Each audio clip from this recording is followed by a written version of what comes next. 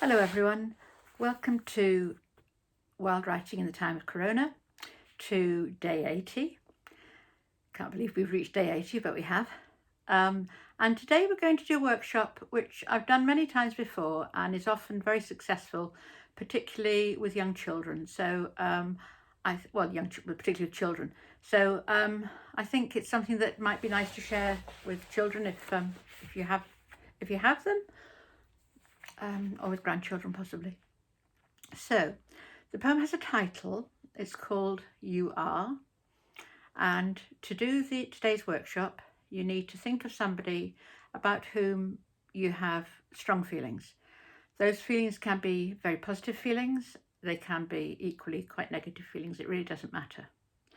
The person you're thinking of you should not name, will not be named at all, so it remains your secret, and you just need to have them in your mind.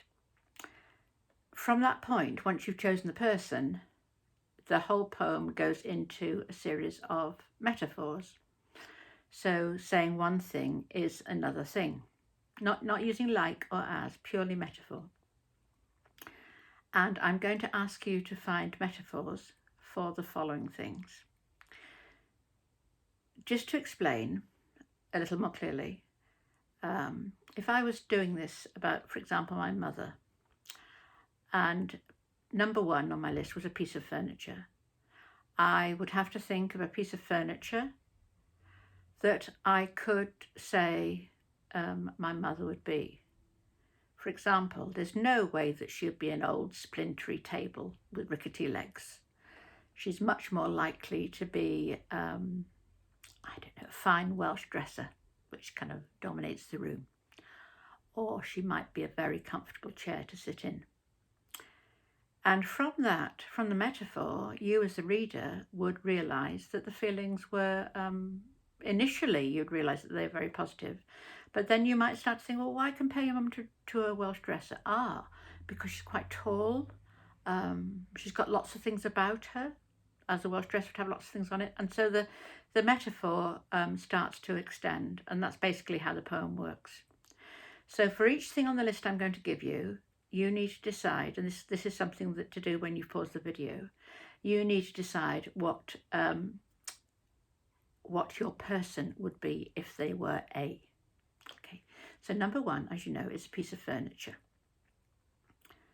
Number two is clothing, some sort of clothing.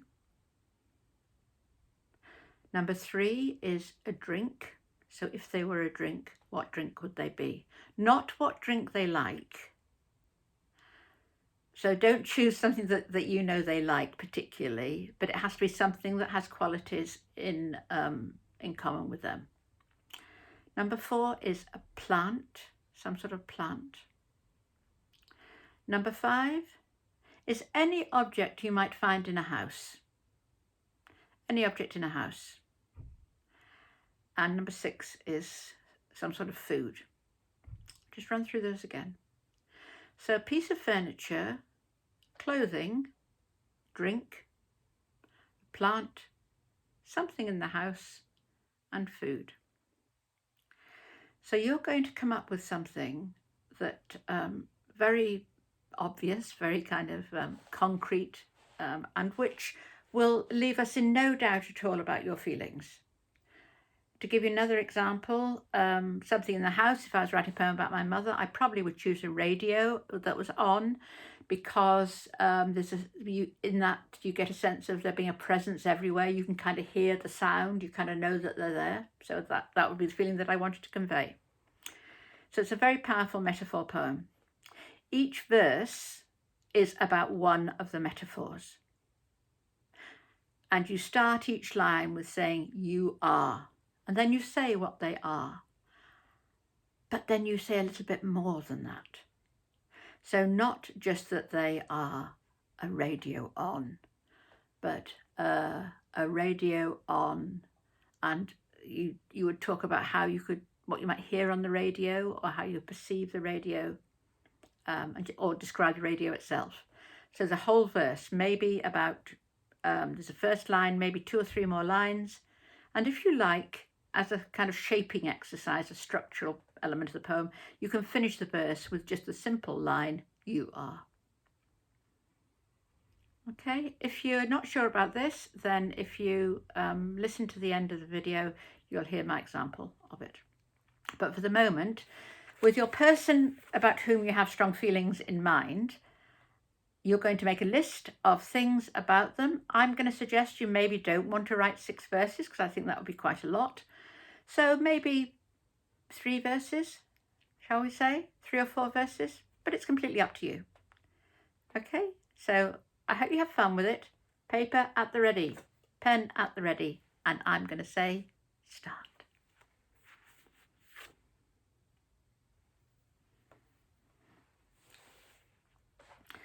Welcome back from writing quite a structured You Are poem using just one technique and one structural element.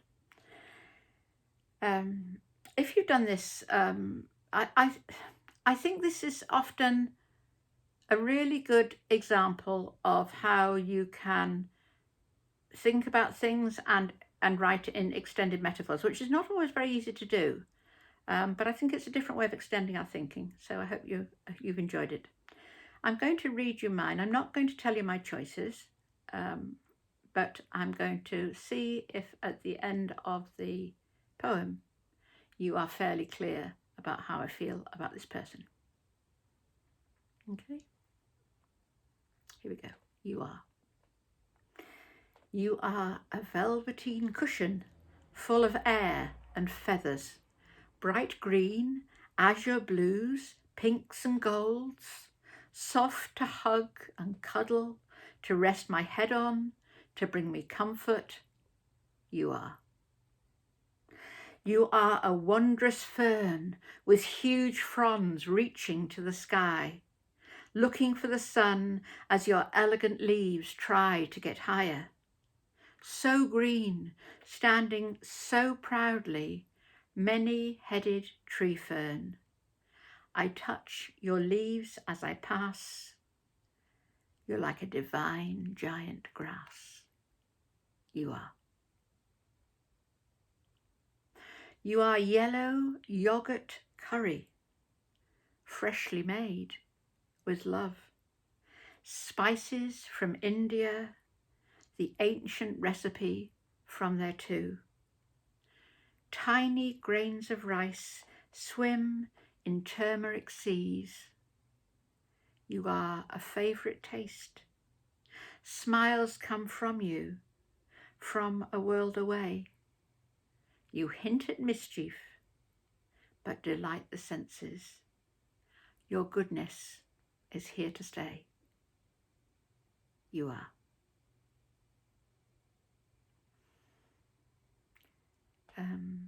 I'd be very interested to see who you thought that was about, or maybe, not who in terms of precision, but if you got any idea the sort of person. I'm sure you're in no doubt at all about my feelings about them, but it'd be interesting to see what you think. But I'm going to leave it there as a mystery, as these poems can be. Quite often when people write them, particularly about those people they love, they do actually end up giving them to the person as a gift. So that's the You Are poem for today, a day of metaphor on day 80.